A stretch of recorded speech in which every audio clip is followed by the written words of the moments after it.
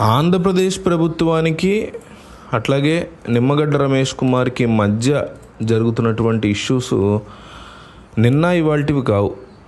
దాదాపు ఎప్పుడైతే చంద్రబాబు నాయుడు తాను అధికారంలో ఉన్నప్పుడు రాష్ట్ర ఎలక్షన్ కమిషనర్గా నిమ్మగడ్డ రమేష్ కుమార్ నియమించారో, ఆ తర్వాత జగన్ వచ్చారో, కోవిడ్ టైంలో పంచాయతీ ఎలక్షన్ పెడదాం అనుకున్నప్పుడు నిమ్మగడ్డ సొంతగా నిర్ణయం తీసుకోవడం అనే అంశం ఎప్పుడు జరిగిందో అప్పటి నుంచి కూడా ఈ గొడవలు మొదలవుతూనే ఉన్నాయి.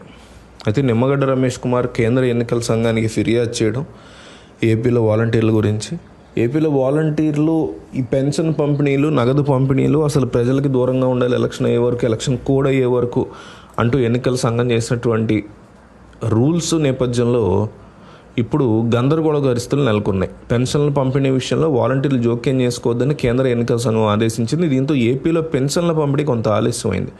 ఈ కారణంగా పలు చోట్ల వృద్ధులు ఇబ్బంది పడ్డారు.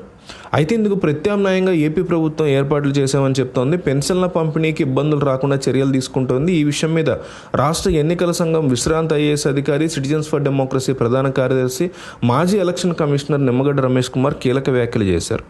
ఆయన ఏమన్నారంటే, ఆంధ్రప్రదేశ్లో పెన్షన్ల పంపిణీ ఆలస్యానికి కారణమైన వారి మీద చర్యలు తీసుకోవాలని ఏపీ ఎన్నికల ప్రధాన అధికారి ముఖేష్ కుమార్ మీనాకి నిమ్మగడ్డ రమేష్ కుమార్ కోరారు. రీసెంట్గా ఆయన మీనాని కలిశారు కూడా. వెళ్ళి కలిసి, అంటే ఈయన మాజీ సీఎస్ ఉన్నారు కదా ఎల్వి సుబ్రహ్మణ్యం, వీళ్ళిద్దరు వెలగపూడిలోని సచివాలయంలో వెళ్ళి ముఖేష్ కుమార్ మీనాని కలిశారు. కలిసి రాష్ట్రంలో 65 లక్షల మంది పెన్షన్ లబ్ధిదారులు ఉన్నారని, వాలంటీర్లతో సంబంధం లేకుండా పెన్షన్ పంపిణీ చేయాలని కేంద్ర ఎన్నికల కమిషన్ ఆదేశించిందని తెలిపారు. వాలంటీర్లతోనే పెన్షన్లు పంపిణీ చేయాలని కొందరు హైకోర్టులో ప్రజా ప్రయోజన వ్యాజ్యం దాఖలు చేశారని తెలిపారు. వారి వాదన మీద హైకోర్టు విస్మయాన్ని వ్యక్తం చేసిందన్నారు. సకాలంలో పెన్షన్ల పంపిణీ చేయాలని హైకోర్టు ఆదేశించిందని, పెన్షన్ల పంపిణీ ఉద్దేశపూర్వకంగా ఆలస్యం చేశారని మండిపడ్డారు. పెన్షన్లు కావాల్సిన 2,000 కోట్ల నిధులు మొదట పక్కదారి పట్టించి ఆలస్యం చేశారన్నారు. ఈ ఆలస్యానికి కారకులు ఎంతవారైనా సరే చర్యలు తీసుకోవాలని సీఈఓని కోరినట్టు కూడా ఆయన తెలిపారు. పెన్షన్ పంపిణీని నిర్లక్ష్యం చేసిన సీఎస్ జవహర్ రెడ్డి మిగతా వారి మీద చర్యలు తీసుకోవాలన్నారు. ఇప్పటికీ 94% పెన్షన్ల పంపిణీ పూర్తయిందని సీఈఓ తెలిపారన్నారు. పెన్షన్ల పంపిణీ ఎందుకు ఆలస్యమైందో వాస్తవాన్ని గుర్తించాలన్నారు. అందుకు కారణమైన వారి మీద చర్యలు తీసుకోవాలన్నారు. మే నెలలో ఏపీ ఎన్నికలు జరగబోతుండడంతో అత్యంత ప్రధానమైనదని చెప్పారు. కాబట్టి మే నెలలో పెన్షన్లు ఆలస్యం కాకుండా ముందు నుంచే ప్లాన్ చేసుకోవాలన్నారు. మే 1వ తేదీన లబ్ధిదారులందరికీ పెన్షన్లు అందేట్లుగా చూడాలన్నారు.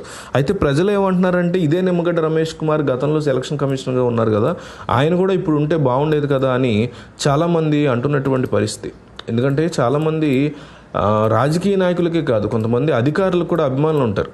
ఏ రాజకీయ పార్టీకి వాళ్ళు సపోర్టింగ్గా ఉన్నా కూడా డెఫినెట్లీ కొంత సపోర్ట్ అనేది ఉంటుంది.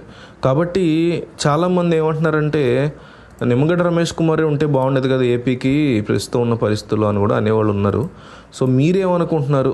ఆంధ్రప్రదేశ్లో ఉన్నటువంటి పరిస్థితులు చూశాక మీకేమనిపించింది? నిమ్మగడ్డ రమేష్ కుమార్ నిజంగా ఏపీకి ఎలక్షన్ కమిషనర్గా ఉంటే బాగుండేది అనిపించిందా? కామెంట్ చేయండి.